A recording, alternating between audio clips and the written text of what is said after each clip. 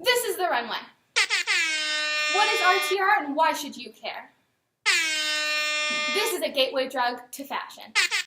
This is a rundown on the runway. Starting off with the background information, in September 2008, Jennifer Hyman and Jennifer Fliss were majors at Harvard studying business, and Jennifer Hyman was thinking of this idea because her little sister wanted to go to a wedding and wanted to buy a $1,500 dress, and Jennifer's like, no, not going to happen. I'm going to think of an idea to fix this. And so what she did, she made RTR, and she brought in her friend, Jennifer Fliss, to be her partner. Getting started. Okay, so 2 weeks after they figured out they want to do this business plan, they got an interview with Diana von Furstenberg, and she's an influential fashion designer. And they met with her, they told her her plan, and their plan was in the beginning was to be a middleman, just to manage the warehouses. Diana von Furstenberg, she is a very influential person in the fashion industry, and they got a meeting with her. Their first meeting was to propose this idea of RTR, and she was fully on board. She didn't like the fact that there wasn't any other designers, though, so they had to go back to the drawing board. Their drawing board was managed warehouse and customer service with a transaction fee. That wasn't going to work. They had to make their own website. They had to take all of the accountability onto themselves by buying the dresses from the designers. The designers didn't have to worry about it. So, after they met with von Furstenberg, they met with 20 other designers. None of them liked their stuff. None of them. And so they started to think about how they were marketing to these designers.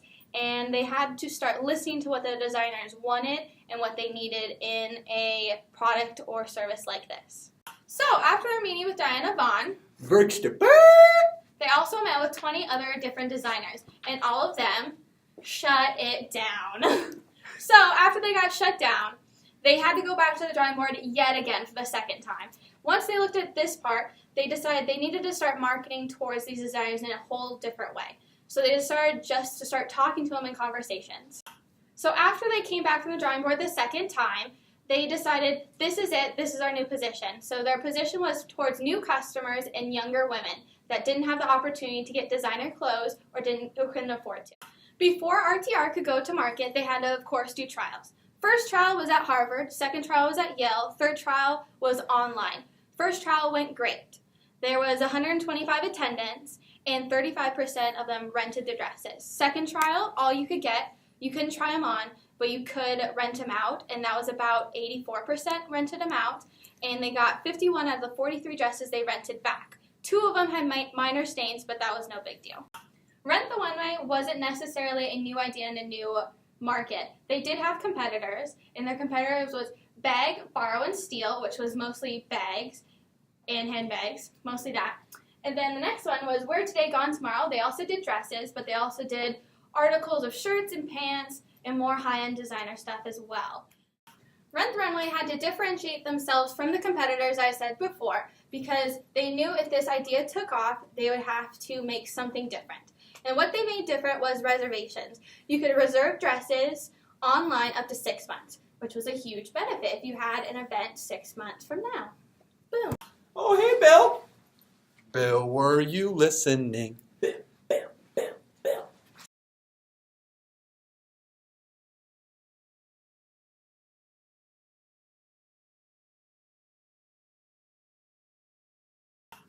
In preparation for launch, Rent the Runway took the advice of a lot of different seniors and executives to try and really build their business and make it strong. One of the people that they talked to was John Corey, senior partner of Wilhelm Hale.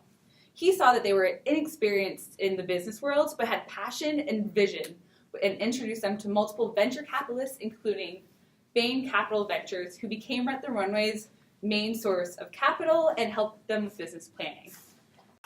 Bain and the Angels helped Rent the Runway raise $1.75 million. Lele, Daddy's back. Yeah. Okay. C3. I'm a millionaire. Action. In spring 2009, Rent the Runway recruited a board of 6 advisors from the fashion industry to help them grow their business. Yep, we're preparing for launch. Launch is a go. So in creating the website, there were a lot of different ways that Rent the Runway had to decide on how they're going to bring in the inventory. So the most straightforward way for them to do this was by wholesaling the dresses directly from the designers. This way, we were bringing a lot of trust and value into the designers' lives because they're still not sure about e-commerce as it was a new realm for them. Post-rental, 90% of customers said that they would love to buy dresses from designers that they tried already on Rent the Runway, which was a huge trust gain from the designers because it was giving more attention to their brands. Rent the Runway decided to keep operations in-house. This allowed them to learn from their consumers about the styles, fits, and different types of dresses that they were after. This also allowed them to do something that they called smart substitutions, which allowed them to pick dresses based on what the consumer wanted if a dress was already rented out for too long or had a damage. Rent the Runway had a long road to success with the web design of their platform. The first designer used a site that was too girly and didn't really have the ambiance that Rent the Runway was looking for, and the site was more geared towards a teen audience, and they wanted a little something more upscale. So he didn't understand the vision and eventually had to be let go. The second source that Rent the Runway used to try and create their website was a referral from a friend. They paid a 9-person firm in Canada $45,000 to create the site. 3 months before the launch of the project was supposed to happen, Rent the Runway checked in and found that the project was severely behind schedule. So even though they had limited knowledge on code, which made them think that they didn't need to check in, it really made them realize that they should be checking in with the process with the designers throughout the entire launch period. At the 3-month point before launch, Rent the Runway checked in to find that the project was severely behind and not anywhere where they wanted to be. So for Rent the Runway, third time was a charm when creating their website. After an investor referral, they decided to ship development work to a firm in India, which proved to be their great success. The new developer was able to create a functioning site based on the old one and fixing all the areas from previous developers. So now we're going to move on to how you rent the runway. So Rent the Runway decided to be an invitation-only platform similar to Gilt Group to create a more luxury and exclusive feel. Prices for Rent the Runway were 10 to 50% of designer buying prices, which was a huge industry marker. And there are lots of options for every occasion for their consumers to choose from. The designer price was also shown next to the runway price to really create a sense of value for the consumer.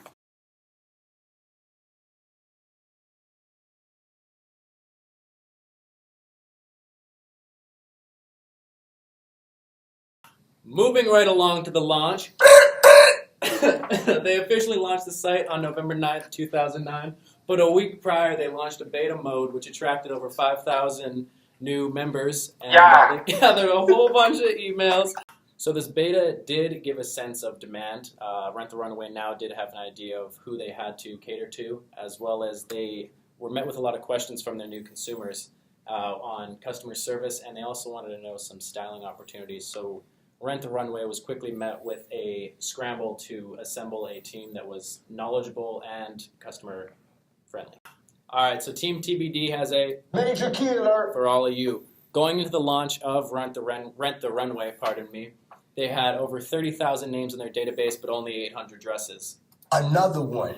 Faced with a severe shortage, they actually had 75% of their inventory booked out all the way through New Year's Eve. Not only did this lack of inventory going into New Year's hurt their initial growth, it also disgruntled quite a few customers going into their first 2 months of being a company. Lastly, these dresses were very expensive to maintain and stock and house.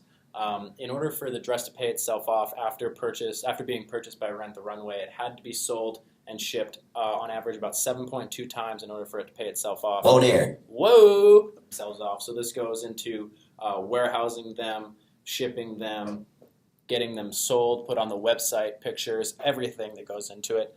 And one of the ways that they actually ended up boosting their conversion rates, so people not actually buying these and just letting them sit in their carts, was by improving their checkout process as well as their welcome page. This in turn got customers actually through the process of renting these dresses.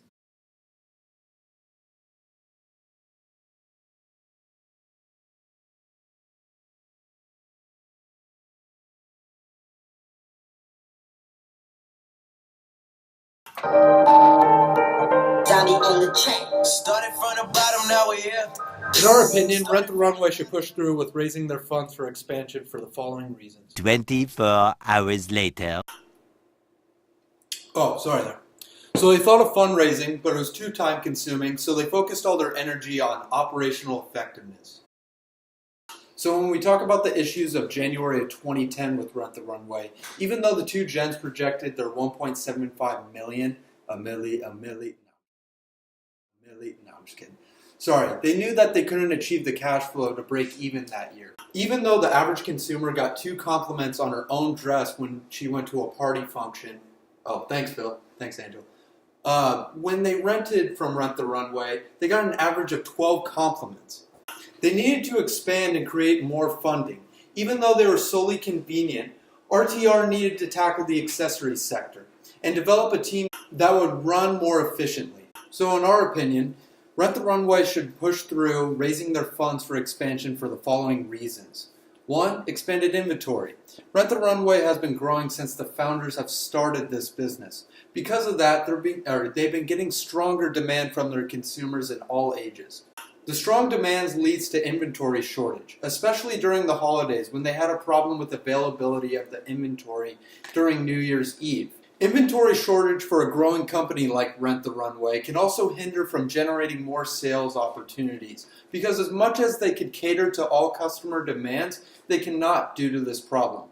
By accelerating their funds, the company will be able to obtain more stocks, buy from more designers, and stock up on more sizes and style for all kinds of occasion and requests. Also, the founders stated that they're already comfortable with the data and stability to increase the rate of conversion. To generate new ideas and expanded inventory, since the founders have been planning on boosting their inventory to 5,000 by April.